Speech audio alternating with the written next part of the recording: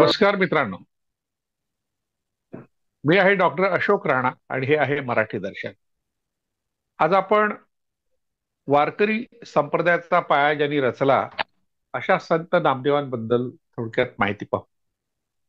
थोडक्यात यासाठी की एका भागात ती माहिती येणं शक्य नाही आणि विस्तार केला तर कदाचित कंटाळा वाटू शकतो, कोणाला काही सांगता येत नाही.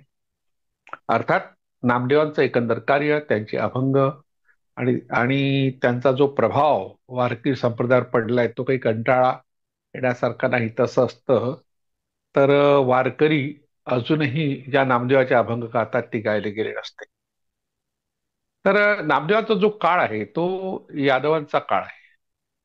यादव साम्राज्य ज्याला म्हणता येईल ते महाराष्ट्र आणि कर्नाटक आणि आंध्रचा काही भाग अशा भागापर्यंत होतं. आणि त्या सगळ्या असं पूर्ण त्याला साम्राज्य आपण म्हणतो, त्यात तेलुगू, मराठी आणि कन्नड हे तीनही प्रकारचे भाषिक होते. ते एकत्र अशा तऱ्हेने लोक वारंवार कोणत्या ना कोणत्या कारणाने येत होते. पण यादव हे मराठी बोलत असत असं अभ्यासकांनी म्हटलंय. त्यामुळे मराठी भाषेला उत्कर्ष आणणारा हा काळ आहे, ज्या काळामध्ये मोठ्या प्रमाणात मराठी भाषेत ग्रंथ तयार झाले आणि त्या ग्रंथांचा प्रभाव अजूनही महाराष्ट्रावर आहे. त्याला 750 वर्ष झाली आहेत. तर या काळाबद्दल थोडंसं एक नकारात्मक सुद्धा बोललं जातं. ते असं की रामदेवराव यादव याच्या काळामध्ये हे साम्राज्य अगदी भरभराटीला आलं होतं, उत्कर्षाचा तो काळ होता.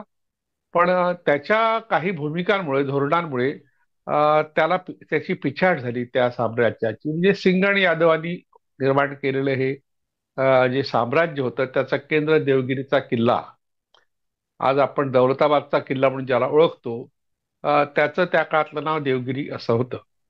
आणि त्याच काळामधल्या एका यादव राजाच्या एकंदर चरित्रावरून, त्यांच्या कर्तृत्वावरून खंडोबा नावाचं दैवत निर्माण झालं.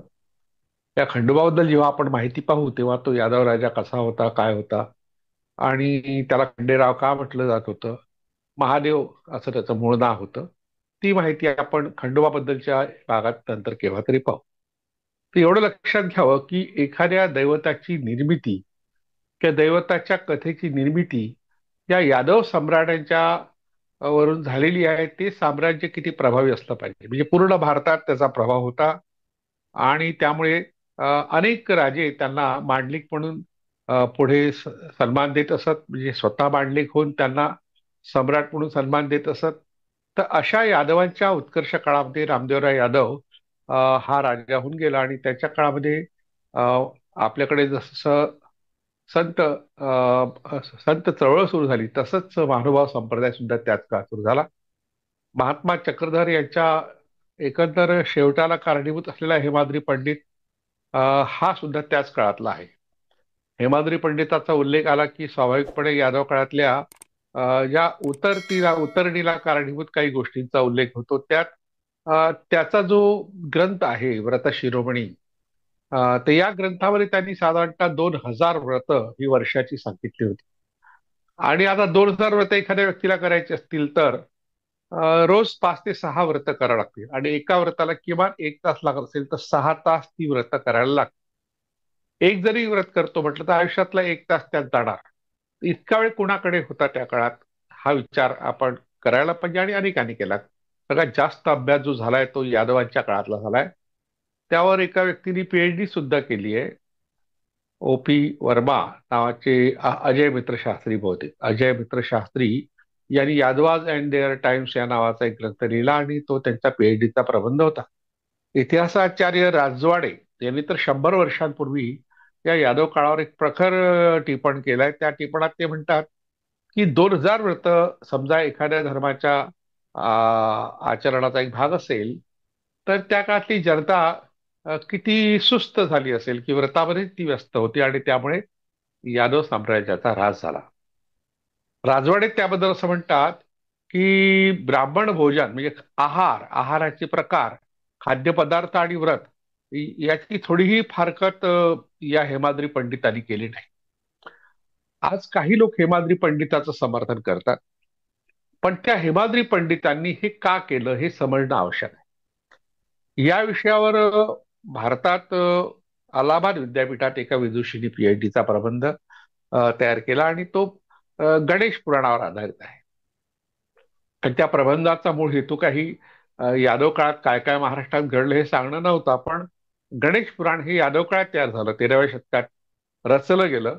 आणि गणेश पुराणात जे काही संदर्भ आले आहेत त्या संदर्भावरून त्यांनी त्या काळातली सामाजिक स्थिती कशी होती, राजकीय स्थिती कशी होती, आर्थिक स्थिती कशी होती, सांस्कृतिक स्थिती कशी होती आणि एकंदर काही भौगोलिक कारण, हवामानातल्या बदलातल्या कारणामुळे लोकांवर काय परिणाम झाले या सगळ्या गोष्टीची चर्चा त्या प्रबंधात केली आहे. आपण केव्हा तरी त्यांच्या प्रबंधावरही चर्चा करू. तर हा जो काळ आहे त्या काळामध्ये ब्राह्मणांचं वर्चस्व वाढलं होतं असं थोडक्यात सांगता येईल. कारण या व्रतामध्ये पुरोहित म्हणून ब्राह्मणाचं महत्व होतं आणि त्या ब्राह्मणांच्या सुखसोयीसाठी त्यांनी अनेक प्रकारची व्रतं आणि त्या व्रताची उद्यापनं, त्या उद्यापनानिमित्त होणारी दान दक्षिणा याची विस्तृत चर्चा हेमाद्री पंडिताच्या चतुर्वर्ग चिंतामणी या ग्रंथात केली. त्यातला जो व्रतखंड आहे त्याबद्दल आपण चर्चा करतो.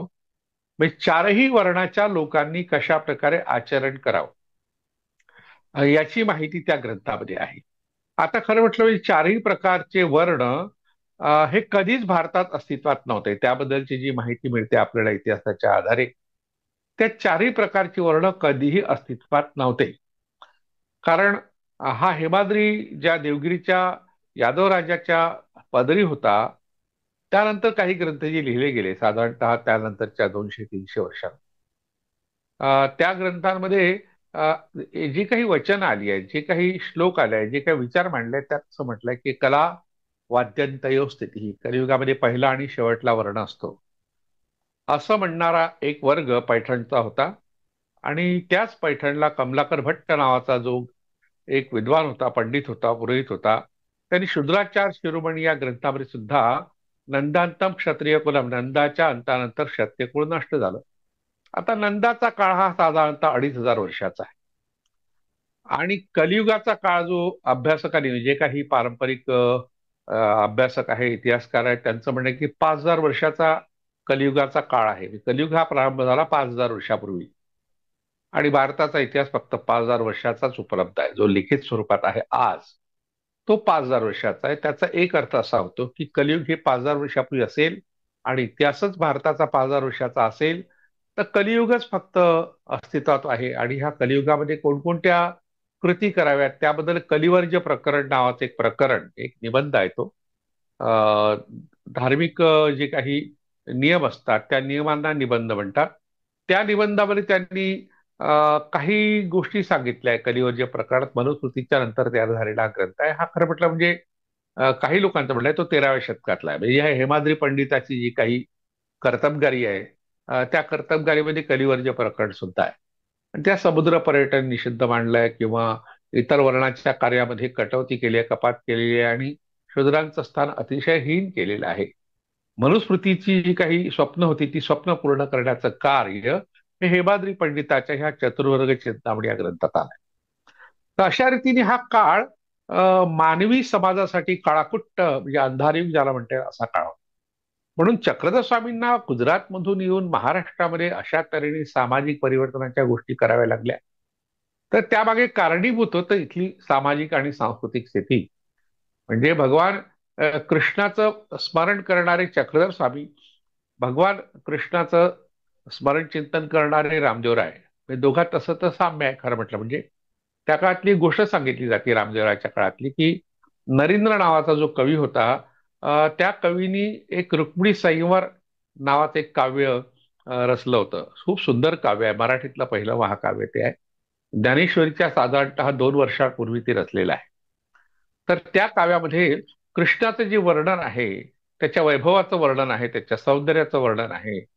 तर त्याची जी कीर्ती पसरली होती म्हणजे अयोध्येच्या बाहेर सुद्धा, तर त्याचं वर्णन जे केलेलं आहे नरेंद्राने, ते ऐकून रामदेवराय खुश झाला आणि तो म्हणाला की हे ग्रंथ, हा जो ग्रंथ आहे तो इथेच ठेव, या ग्रंथात जेवढे शब्द आहेत तेवढ्या सोन्याच्या मोहरा तुला देईल. आता तो मोठा ग्रंथ आहे, साधारणतः 750 ओव्या त्यात आहेत. एका ओवीत आपण 5 ते 6 जरी शब्द घेतले तर आपण कल्पना करू शकतो किती मोठी रक्कम झाली असती, पण नरेंद्रांनी आपला ग्रंथ त्याला दिला नाही. पण राजाला नकार कसा द्यायचा हा एक प्रश्न होता. आणि मग त्यामुळे त्यांनी असं एक कारण सांगितलं की हा अजून काही व्यवस्थित लिहिला गेला नाही, हा व्यवस्थित लिहिला गेला की मग तुम्हाला मी देऊ. तर मग नरेंद्र, सालकवी आणि त्याचा एक भाऊ होता, हे तिघा भावांनी मिळून रात्रभर तो ग्रंथ लिहून ठेवला. आणि मग सकाळी राजाचे दूत आले आणि त्याच्याकडून ग्रंथ घेऊन गेले. म्हणजे त्याची इच्छा नसताना, नरेंद्राची इच्छा नसताना, समजा त्याच्या भावाने त्याच्या प्रतिकृती तयार केल्या नसत्या तर कदाचित आपल्याला तो ग्रंथ मिळाला नसता. पण आज डॉक्टर बेबी कोलते यांनी त्याचं संपादन केलं आणि त्या 750 ओव्या आहेत. पण एक दुसरे अभ्यासक नागपूरला होते, डॉक्टर सुरेश डोळके, यांनी तो ग्रंथ जो संपादित केला त्यात 1000च्या वर ओव्या आहेत.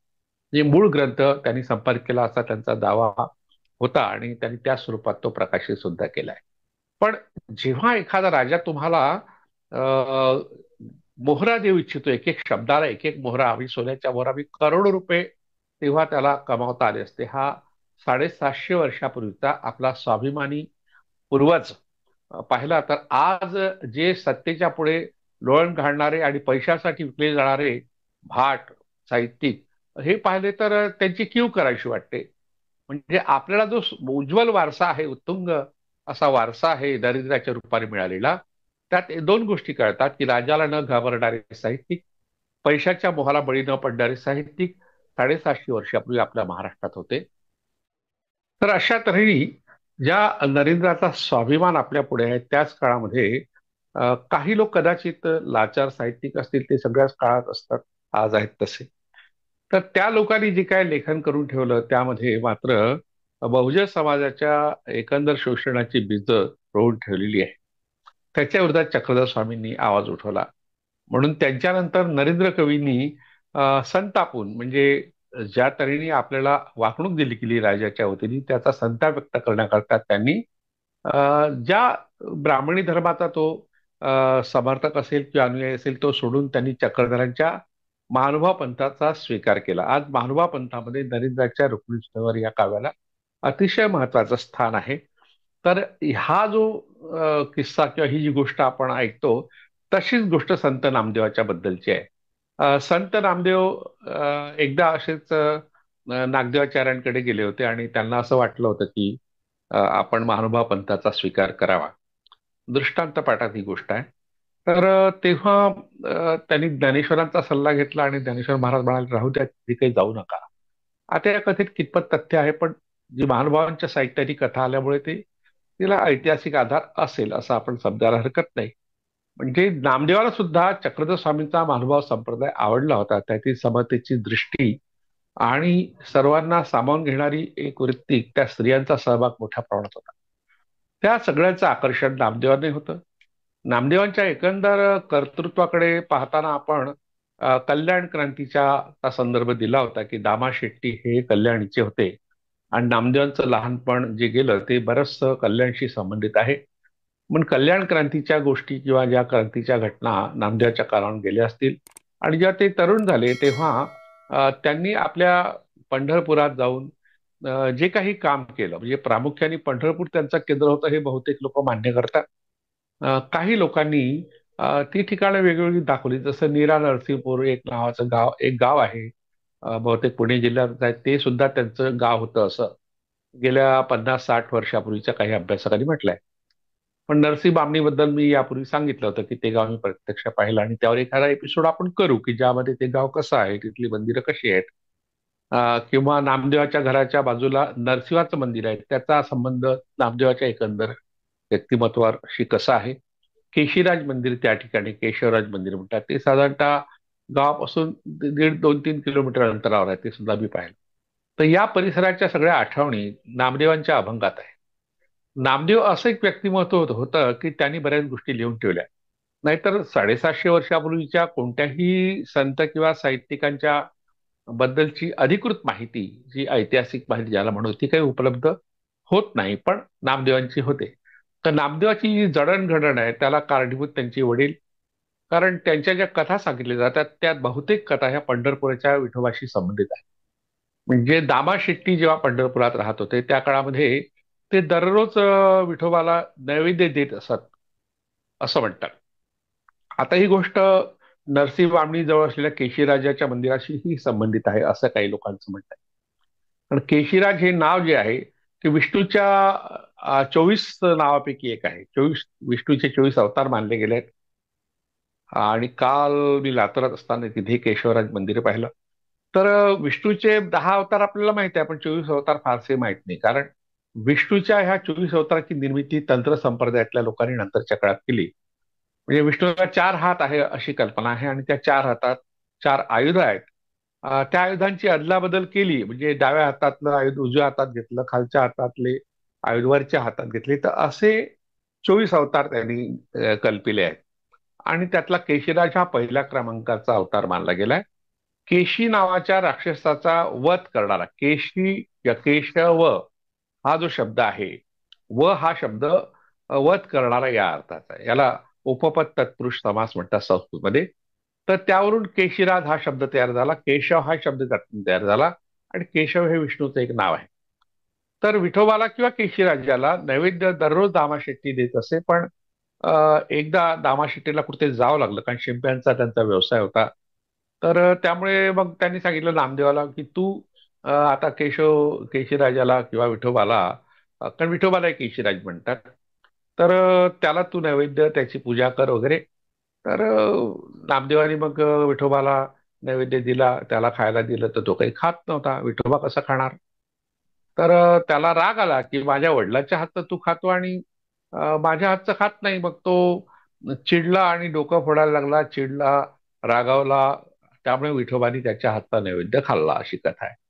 विठोबाशी संबंधित खूप मिथक किंवा अशा कथा, भक्तिभावाच्या कथा पंढरपुरात प्रचलित आहे, किंवा संत वाङ्मयात महिपती बुवा ताहराबादकर यांनी जो भक्तिविजय ग्रंथ लिहिला त्यात ह्या सगळ्या कथा आहेत. त्यातली एक कथा अशी आहे की एकदा नामदेव काहीतरी पोळ्या वगैरे काहीतरी त्यांनी केलं असेल, स्वयंपाक, तेव्हा एक कुत्रा आला आणि ते घेऊन गेला, खाऊन एक पोळी घेऊन गेला. तेव्हा नामदेवाला वाटलं की आता हा कोरडी पोळी कसं काय खाईल, म्हणून तो हातात तुपाची वाटी घेऊन गेला आणि त्या कुत्र्याला म्हणाला, कारण कुत्र्यामध्ये त्याने विठोबा पाहिला, की तू ही कोरडी पोळी तुपा हात नामा हाती तुप वाटी वगैरे, कोरडी पोळी कशी खाशी वगैरे वगैरे अशी भजनं आहेत.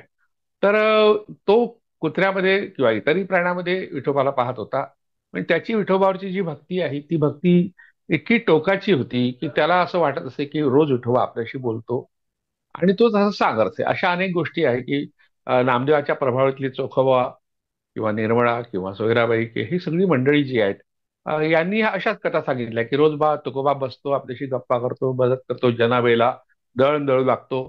तर इतकं त्यांचं नातं, जवळकीचं नातं दाखवलंय. आता अनेकांना वाटू शकतं की हे कसं शक्य आहे, हा काही चमत्कार आहे का? चमत्कार नाहीये हा, म्हणजे असा चमत्कार असू शकत नाही. असेल तर तर ही भक्तीची भावना आहे. भक्तीच्या भावनेमध्ये असे भास होऊ शकतात. हा, आपण मानसशास्त्रानुसार याला भास किंवा भ्रम म्हणू शकतो. आणि आणखी खोलात जायचं तर याला हॅल्युसिनेशन म्हणू शकतो, बुद्धिभ्रम किंवा इंद्रिय भ्रम या नावाने, की अशा प्रकारचे भ्रम माणसाला होत असतात की आपण ज्या एखाद्या दैवताला श्रद्धेने पुजतो ती आपल्याशी बोलते आहे. एक मुन्नाभाई एमबीबीएस हा जो सिनेमा होता त्यात लगे रहो मुन्नाभाई, त्याचा जो दुसरा भाग होता त्याच्यामध्ये त्याला स्वतः गांधीजी भेटतात, बोलतात आणि आपलं तत्वज्ञान सांगतात, अशी कथा आलेली आहे. आणि मग जेव्हा प्रत्यक्षात जे काही पत्रकार किंवा सायकेट्रिस्ट लोक प्रेस कॉन्फरन्समध्ये त्याला प्रश्न विचारतात, तर त्याला गांधीजी दिसतात पण ते बोलत नाहीत. म्हणजे अशा तऱ्हेने मग तो भास फक्त दृश्य स्वरूपात शिल्लक राहतो, ज्याला दृष्टीभ्रम, ऑप्टिकल इल्युजन म्हणू आपण. अशा स्वरूपात शिल्लक राहतो, पण त्याचं रूपांतर हॅल्युसिनेशन मध्ये होत नाही. म्हणून त्याला मग ते डॉक्टर म्हणतात हा केमिकल इम्बॅलन्स आहे. मग तो प्रश्न विचारतो हा केमिकल लोचा काय आहे, हे पत्रकार सांगतात की हे मानसिक स्थिती आहे, अशा तऱ्हेने. तर हे जे अलीकडलं उदाहरण जे आहे गांधीजी आणि संजय दत्त याच्याबद्दलचं सिनेमावाल्यांनी दाखवलं, अगदी तोच प्रकार नामदेवाच्या संदर्भात आहे, सगळ्या संतांच्या बाबतीत आहे. पण एक गोष्ट यात समजून घेण्यासारखी आहे की विठोबा आपल्या जवळचा आहे, सखा आहे. नुसतं दैवत म्हणून तो आपल्यापासून दूर गेलेला नाही, तर आपला सखा आहे, मित्र आहे, बंधू आहे, भाऊ आहे, के पिता आहे किंवा आई सुद्धा आहे. आता आई कसा काय आहे, नामदेवाच्या बद्दल असं बोललं जातं की त्यांनी विठोबाला आई म्हटलं, विठाई माऊली कृपेची सावली, किंवा तू माझी हरणी मी तुझे पाडस पाजी प्रेमरस पांडुरंगे, तू माझी माऊली, वगैरे वगैरे, ते पूर्ण तो अभंग, विठाई माऊली कृपेची सावली वगैरे वगैरे, हा अभंग पाहिला तर लक्षात येतं की बाळ आणि आईचं जे नातं आहे ते नातं या ठिकाणी निर्माण केलं. आता हे नातं इतकं महत्वाचं आहे, एकंदर महाराष्ट्राच्याच नव्हे तर भारताच्या भक्ती संप्रदायाच्या इतिहासातलं. कारण भारतात त्या काळामध्ये जे अनेक संप्रदाय होते त्यात तंत्र संप्रदाय होते. तंत्र संप्रदाय हा काही भक्ती संप्रदाय नाही आहे, पण तो भक्ती संप्रदायाशी जवळीक साधणार आहे. त्या संप्रदायामध्ये जी दैवत आहेत त्या दैवतांना त्यांनी काही ठिकाणी पुरुष मानलाय, काही ठिकाणी स्त्री मानलाय. मग समजा कृष्णाला पुरुष मानलं आणि एखादी भक्त जी स्त्री आहे ती स्वतःला राधा मानत असेल, तर मग ज्याला तिने पुरुष मानलं त्याच्याशी तिचा संबंध, प्रेम संबंध, मग पुढे शरीर संबंध, त्याची वर्णनं जयदेवाच्या गीत गोविंद ह्या काव्यामध्ये आहेत. तर ती पाहिली की अनेक तंत्र संप्रदायाच्या विधीमध्ये गुरुशी शिष्याचे असलेले संबंध, त्यातून तंत्र संप्रदायात ज्या विकृती आल्या होत्या त्या विकृती थांबवण्याचं काम एका परीने नामदेव महाराजांनी केलं, असं डॉक्टर स रा गाडगीळ यांनी त्यांच्या प्रबंधात म्हटलंय. त्यांच्या प्रबंधाचं शीर्षक आहे मध्ययुगीन तंत्र साधना आणि ज्ञानेश्वर प्रणित भक्तियोग. अगदी ज्ञानेश्वरांच्या अभंगामध्ये किंवा त्यांनी ज्या विराणी व्यक्त केल्या, किंवा ज्ञानेश्वरीमध्ये काही अशा ओव्या आहेत ज्यामध्ये स्त्री आणि पुरुषांच्या शरीर संबंधाबद्दलचे जे बारकावे आहे ते ज्ञानेश्वरांनी व्यक्त केले आहेत. तर ज्ञानेश्वर तर काही विवाहित नव्हते आणि त्यांचं वय तेव्हा 18-19 वर्षाचं होतं असं मानलं जातं, कारण 18व्या वर्षी त्यांनी ज्ञानेश्वरी लिहिली, 21व्या वर्षी त्यांनी समाधी घेतली, अशी एक समजूत आहे. मग काही लोकांचं म्हणणं की सच्चिदानंद बाबा नावाचे 60 वर्षाचे गृहस्थ जे होते, नेवासेला राहत होते, त्यांनी ज्ञानेश्वरी लिहिली, कारण त्यांचा उल्लेख आहे, सच्चिदानंद बाबा बाबा आदरे लेखक झाला, असं ज्ञानेश्वरीमध्ये एक उल्लेख आहे. त्यामुळे नेवासेला आपण जर गेलो, नेवासे नगर जिल्ह्यातला, आता त्याला अहिल्या नगर आपण तो, त्या जिल्ह्यातलं एक महत्वाचं गाव नेवासे फाटा, आणि तिथून मग पुढे सोनई नावाचं गाव आहे, आणि शनी शिंगणापूर हे जे प्रसिद्ध ठिकाण आहे ते तिथे आहे, सोनईच्या जवळ आहे.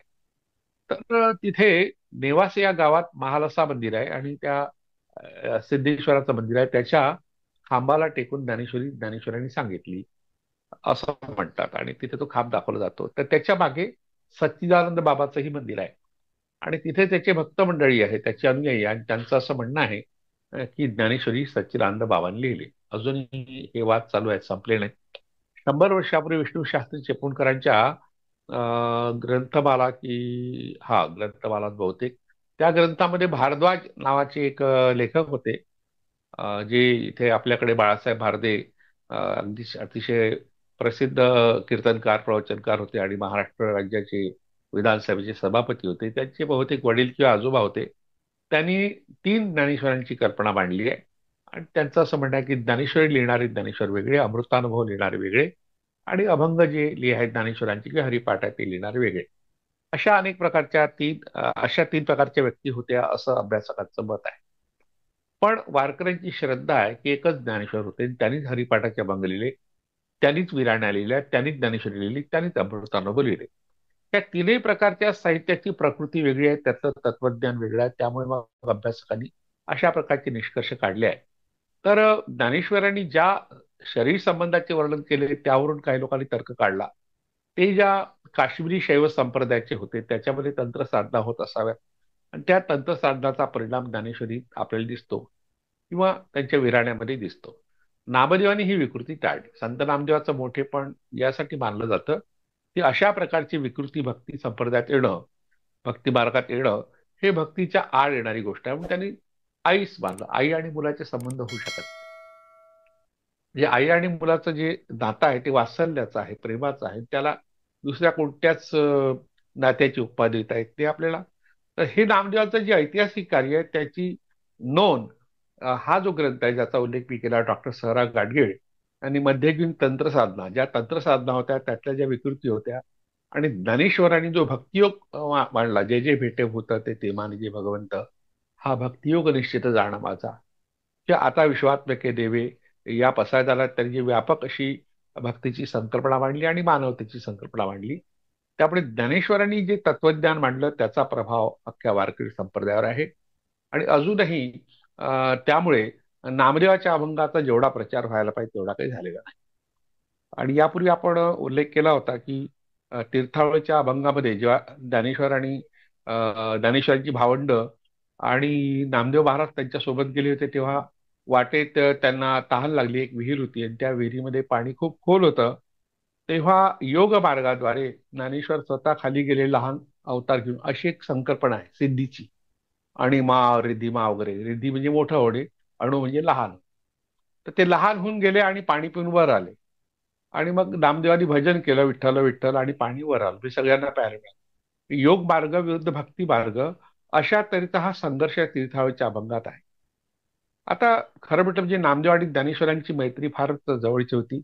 आणि दोन संप्रदाय जरी होते, नाथ संप्रदाय आणि ज्ञानेश्वरांचा नाथ संप्रदाय, आणि नामदेवांचा वारकरी संप्रदाय, तरीही त्यांच्या सामंजस्य होतं. त्यामुळे हे जे अभंग आहे हे कुणीतरी दुसऱ्या कोणी माणसाने लिहिले असावेत, असा एक तर्क मुश्री कानडे यांनी संताची भेटी नावाचं एक पुस्तक लिहिलं आहे. त्याच्यामध्ये नामदेवाच्या खऱ्या अभंगामध्ये आणि नामदेवाच्या नावाने इतरांनी लिहिलेल्या अभंगामध्ये कोणता फरक आहे, तर कसा ओळखायचा, यावर फार विस्तृत चर्चा केली आहे. मी जेव्हा MA पार्ट 1 ला होतो तेव्हाची एक आठवण मला इथे सांगावीशी वाटते. तर तिथे नामदेव आम्हाला संपूर्ण म्हणजे समग्र वाङ्मय एक पूर्ण ग्रंथकार अभ्यासाला होते. 100 गुणाचा तो पेपर होता. आणि जे शिकवायला आमचे सर आले, तर त्यांनी एक ओवी सांगितली, ज्यात माता मज प्रसवली मळमूत्री, म्हणजे मळमूत्राच्या द्वारे माझा जन्म झाला, असं ज्ञानेश्वर आपल्या नामदेव महाराज आपल्या जन्माबद्दल सांगतात. आणि मग शिंपी हा जो शब्द आहे त्याचा एक दुसरा अर्थ त्यांनी घेतला की शिंपल्यातून जन्म झाला, अशा प्रकारचे अभंग आहे. मी त्या विद्यार्थी होतो, पण मला सहज शंका आली, एकच व्यक्ती आपल्याबद्दल दोन प्रकारच्या जन्माच्या गोष्टी कशा काय सांगू शकतो. म्हणजे शिंपल्यातून जन्म झाला, शिंपी या शब्दाचा शिंपले असा अर्थ घेतला, आणि त्यात नामदेव महाराज असं कसं काय म्हणतील, तर तो अभंगच मग कळलं की तो चुकीचा आहे, प्रक्षिप्त आहे. त्यावर खूप अभ्यास झाला. तशा तऱ्हेने नामदेवाच्या अनेक अभंगावर लोकांनी शंका व्यक्त केल्या, ज्या वास्तव नाही. शंका वास्तव आहेत, पण त्या अभंगातलं जे वास्तव आहे ते काही पटणार नाही, ऐतिहासिक स्वरूपाचं नाही. तर नामदेवाचं जे कर्तृत्व आहे ते 2-3 प्रकारे सांगितलं जातं. एक तर भक्ती मार्ग त्यांनी प्रस्थापित केला, विठोबाचं महत्व सांगितलं. आणि त्यांनी नंतरच्या काळात जे विठोबा, पंढरपूर, भक्तिमार्ग, भागवत धर्माचा अर्थ असा होतो की भागवतात सांगितलेला भक्तिमार्ग. भागवत हा ग्रंथ साधारणतः 1000 वर्षापूर्वीचा आहे. आणि त्या ग्रंथामध्ये जो काही भक्तिमार्ग सांगितला, त्या भक्तिमार्गाचा प्रचार आणि प्रसार नामदेवांनी केला. आणि नारद नावाचं एक व्यक्तिमत्व भक्तीच्या संदर्भातलं फार महत्वाचं आहे. नारद भक्ती सूत्रे नावाची भक्ती सूत्र आहे. त्याच्यामध्ये भक्ती म्हणजे काय, भक्तीचे प्रकार आणि त्याची लक्षणं, यावर विस्तृत चर्चा केलेली आहे. तर आपण त्याच्यावर केव्हा तरी त्याही ग्रंथावर चर्चा करू. कारण मी 3 वर्षापूर्वी देगलूरला गेलो होतो. नांदेड जिल्ह्यातलं देगलूर हे गाव आहे. तिथे धुंडा महाराज देगलूरकरांचा आश्रम आहे. तर किंवा त्यांचं स्मारकही काही लोकांनी केलंय, छोटंसं का होईना. तर तिथे मला काही पुस्तकं मिळाली, भेट मिळाली, की त्यात एक नारद भक्तिसूत्र त्यांचं निरूपण धुंडा महाराज देगलूरकरांनी केलंय. ह्या भक्ती संप्रदायामध्ये समतेचा विचार सांगितलाय महत्वाचा. म्हणजे त्यात ईश्वराची सर्व लेकरं आहेत, त्यात कोणत्याही प्रकारे भेदभाव ईश्वर ज्याप्रमाणे आई करत नाही, त्याप्रमाणे ईश्वरही करत नाही. तर हा जो विचार आहे तो प्रत्यक्षात आणण्याचं काम हे नामदेवानी केलं खऱ्या अर्थाने. आणि ज्ञानेश्वरांना फार कमी आयुष्य लाभलं, ते 21व्या वर्षी गेले. आणि ते त्यांचा जन्म, ज्ञानेश्वरांचा जन्म, ज्ञानेश्वरांच्या सोबत केलेला प्रवास, ते प्रवास वर्णन, आणि ज्ञानेश्वरांची समाधी, आदी, तीर्थावळी आणि समाधी, अशा प्रकारचे 3 प्रकारचे अभंग जे आहे, ते नामदेवांनी रचले असं साधारणतः मानलं जातं. अभ्यासकांचे फार वेगळे मतभेद आहेत त्याबद्दल. पण ह्या समाधीच्या प्रसंगात एक गोष्ट सांगितली जाते की नामदेव महाराजांनी ज्ञानेश्वरांनी समाधी घेतल्यावर जी शिळा लावली ती स्वतः लावली. म्हणजे त्यांनी ती शिळा बुजविली. आज आपण आळंदीला गेलो तर त्या ठिकाणी संजीवन समाधी आहे असं मानलं जातं. त्या ठिकाणी ज्ञानेश्वर महाराज अजूनही आहे, अशी एक श्रद्धा किंवा धारणा वारकऱ्यांची आणि भक्त लोकांची आहे. आणि त्याचे संदर्भ नामदेवाच्या ह्या समाधीच्या अभंगात सापडतात. आणि दुसरी गोष्ट महत्वाची म्हणजे ज्ञानेश्वरीचं पहिलं जे पाठशुद्धी ज्याला म्हणता येईल, ती पाठशुद्धी नामदेवांनी केली असं म्हटलं जातं. की त्यात त्यांनी म्हटलं की ज्ञानेश्वरी ही खूप काळपर्यंत त्याच्या प्रती होत होत्या. आणि तो जो काळ होता त्या काळामध्ये मुद्रण कला नव्हती, त्यामुळे हाताने ग्रंथ लिहावे लागत असे. आणि हे ग्रंथ लिहिताना जो लेखक आहे तो आपल्या मनातलेही काही ओव्या त्यात टाकत असे. आणि त्यामुळे तो प्रकार थांबावा, यासाठी जे पाठशुद्धीचा जो प्रकार केलाय तो पुढल्या काळात एकनाथाने केला. आणि त्याची गोष्ट सांगितली जाते की ज्ञानेश्वरांच्या संजीवन समाधीला त्यांचा जो गळा आहे तो आवळणार वर जे अजाड काहीतरी अज्ञान वृक्षाच्या मुळ्या, फार प्रतिकात्मक आहे. अज्ञान वृक्षाच्या मुळ्या ह्या ज्ञानेश्वरांच्या गळ्याला लागल्या होत्या. आणि मग ज्ञानेश्वरांनी दृष्टांत दिला तो एकनाथांना. आणि एकनाथांनी मग ती समाधी ओढली, काढली, दगड काढला आणि तिथली ज्ञानेश्वरीची प्रत बाहेर काढली आणि मग पुढे एक ओवी लिहून ठेवली. ज्ञानेश्वरीच्या पाठी ओवी जोडील तो मराठी तेणे जाणे, नरवंटी जोडली. म्हणजे ज्ञानेश्वरीमध्ये एखादी ओवी कोणी समजा जोडली तर त्यांनी सोन्याच्या ताटात नरवंटी टाकली असं समजावं. त्यामुळे पाठशुद्धी करण्याचा मान जो एकनाथांना आहे त्याच्या आधी सगळ्यात महत्वाचं काम जे नामदेवांचं आहे, त्यात त्यांनी म्हटलंय की नामामणे ग्रंथ श्रेष्ठ ज्ञानदेवी एक तरी ओवी अनुभव. म्हणजे ज्ञानदेवांच्या या ग्रंथाला ज्ञानदेवी हे नाव जे दिलं आहे ते नामदेवाने दिलं आहे. मुळात ज्ञानेश्वरांनी ते नाव दिलं नाही. ज्ञानेश्वरांची एकंदर प्रकृती, स्वभाव हा नम्रतेचा होता, रुजुतेचा होता. त्यांनी रुजुतेने सगळ्या गोष्टी सांगितल्या, कुठे उद्धटपणा दाखवला नाही. पण आपल्या ग्रंथाला ते ज्ञानदेवी म्हणणार नाही.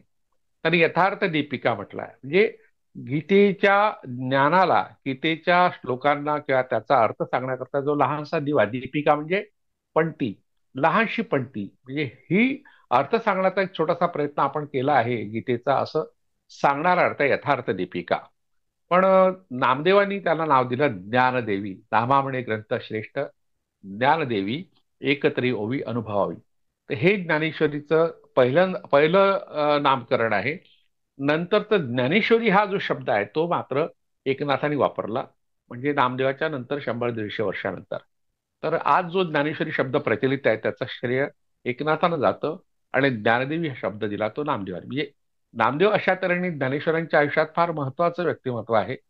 दोघांचा प्रवास एकत्र झालेला आहे, चर्चा झालेल्या आहे, सुखदुःख त्यांनी वाटली असतील. कारण ज्ञानेश्वरांना सुद्धा खूप दुःख भोगावी लागली. म्हणजे संन्याशाची मुलं म्हणून त्यांना वाळीत टाकलं गेलं. शिकण्याचा अधिकार त्यांना नव्हता. अशाही काळामध्ये त्यांनी काय शिकलं, कुठे शिकले, कारण त्यांची गुरु निवृत्तीला त्यांनी शिकवलं असं म्हटलं जातं. सोपानदेव त्यांचा भाऊ तो तेवढाच विद्वान होता, मुक्ताबाई तेवढीच विद्वान होती. तर अशा तऱ्हेने ही मंडळी अतिशय प्रतिकूल परिस्थिती शिकली आणि त्यांना आपलं गाव सोडून आळंदीला जावं लागलं. आळंदीच्या लोकांनी मात्र त्यांना जगवलं. आता ह्या आळंदीच्या कथा ज्या आहेत त्या सुद्धा नामदेवाने लिहून ठेवल्या आहेत. त्या कथामध्ये त्यांनी रेड्याच्या मुखी वेद बोलवले, ही पैठणची गोष्ट सांगितली जाते. त्यात महिषामुखी म्हटलंय त्यांनी, रेड्याच्या ऐवजी त्याने महिषा शब्द वापरलाय.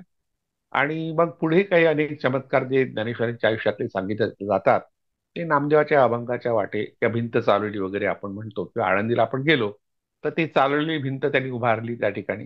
त्या पैठणला आपण गेलो तिथे त्यांनी रेड्याचं ठिकाण दाखवतात. किंवा आळंदीला रेडाच दाखवला प्रत्यक्ष त्यांनी. म्हणजे ह्या चमत्काराच्या द्वारे संतांचं महत्व सांगण्याचा प्रयत्न ज्या ज्या लोकांनी केला त्याचं प्रतिबिंब आपल्याला ह्या सगळ्या प्रतिमांमध्ये दिसून पडतं. नामदेवांच्याही चरित्रात असे अनेक अभंग आहेत. अनेक अभंगांचे चमत्कार दाखवणारे. पण तो काही चमत्कार नाही आहे. खरा चमत्कार जो नामदेवांचा आहे तो म्हणजे कोणत्याही प्रकारे जातीभेद न करता, अस्पृश्यता न पाळता, सगळ्या लोकांना आपल्या प्रभावाने सामावून घेणं, आपल्या कुटुंबात सामावून घेणं. म्हणजे जे नामदेवाचं घर होतं त्या घरामध्ये एका कोपऱ्यात जनाबाई राहत होती. आणि यापूर्वी आपण पाहिलं की जनाबाई ही महार जातीची होती. गोपाळ महार नावाची एक जात आहे. आजही गंगाखेड या गावात आहे. मी गंगाखेडला जनाबाईचं जे मंदिर पाहायला गेलो होतो त्या पलीकडे एक वस्ती आहे, त्या वस्तीला गोपाळ महार म्हणतात. म्हणजे अशा तऱ्हेने महार जाती जन्मलेल्या एका महिलेला आपल्या सोबत ठेवणं, ती दासी म्हणून का होईना पण आपल्या सोबत ठेवणं, घरात ठेवणं. आणि ती अभंग करायला लागली. नुसती अभंग करत नाही तर ती नामदेव कसं कीर्तन करीत असे त्याचंही वर्णन करते. वाळवंटामध्ये, पंढरपूरच्या वाळवंटात तिथले दगड हाती घेऊन सोंबाचा करदोळा घालतो. म्हणजे त्याला धड कपडेही नव्हते. साधारण गरिबीत असलेला जे शिंप्याचा मुलगा दुसऱ्यासाठी कपडे शिवणारा, पण त्यालाही चांगले कपडे नव्हते, त्याची गरिबी आहे, त्याचं वर्णन जनाबाईने केलं. आणि ती म्हणते की मी त्याच्या मागे उभी राहत असे. नामदेवांच्या मागे जनाबाई उभी राहते आणि त्याचं वर्णन करते आपल्या अभंगामध्ये. चोखा मेळा हा सुद्धा महारच होता. आणि त्यातला चोखा म्हणजे चांगला आणि मेळा या शब्दाचा अर्थ तो मलिन. म्हणजे चांगला आहे पण मलिन आहे, मी मलिन जातीतला आहे. म्हणजे हे नाव सुद्धा प्रतिकात्मक आहे, खरं असेल की नाही. पण त्यांच्या पत्नीचं नाव सोयराबाई आहे. ही नावं अजूनही आपल्याला सापडतात. चोखामेळा नाव काही सापडत नाही समाजामध्ये, पण सोयराबाई सापडते, निर्मळा सापडते, बंका महाराज त्यांचा जो शाळा होता किंवा कुर्मा मेळा त्यांचा मुलगा होता. या सगळ्यांची अभंग आहेत, ही सगळे नामदेवांच्या प्रभावातले आहे. आपण गोरा कुंभाराचाही उल्लेख यापूर्वी केला होता. गोरा कुंभार वयाने 3च वर्ष मोठे होते नामदेवांपेक्षा आणि त्यांच्या सख्य होतं. विसोबा क्षेत्राच्या संदर्भात माहिती पाहताना आपण हे पाहिलं. तर हा सगळा समुदाय एकत्र येतो आहे. त्यात ज्ञानेश्वर आणि त्यांची भावंड आहेत, म्हणजे ब्राह्मण सुद्धा आहेत, महार सुद्धा आहेत, गोरोबा कुंभार आहेत. म्हणजे ते जातीचा भेदच नाहीये. पण जातीअंताच्या दिशेने हा जो प्रवास सुरू केला नामदेवांनी, त्याचा परिणाम मात्र वारकरी संप्रदायावर झाला. म्हणून नामदेवी रचिला पाया असं काही लोकांनी म्हटलंय. म्हणजे तुकारामांची शिष्या जी बहिणाबाई होती, बहिणाबाई पाठक, आता हिच्या अभंगामध्ये ज्ञानदेवी रचिला पाया आणि शेवटी तुका झालाची कळस असा शेवटला एक संदर्भ येतो. अभ्यासकांनी म्हटलं की त्या ज्ञानेश्वरांचं जे महत्व तुकारामांना माहित होतं, की तुकारामांनी ज्ञानियाचा राजा गुरु महाराव या शब्दात ज्ञानेश्वरांचं महत्व सांगितलं, की सगळ्यांनीच वारकरी संतांनी सगळ्यांनी ज्ञानेश्वरांना खूप उच्च स्थानी नेऊन ठेवलंय. नामदेवानी सुद्धा त्यांच्याबद्दल जे लिहिलं आहे ते सुद्धा आदरार्थी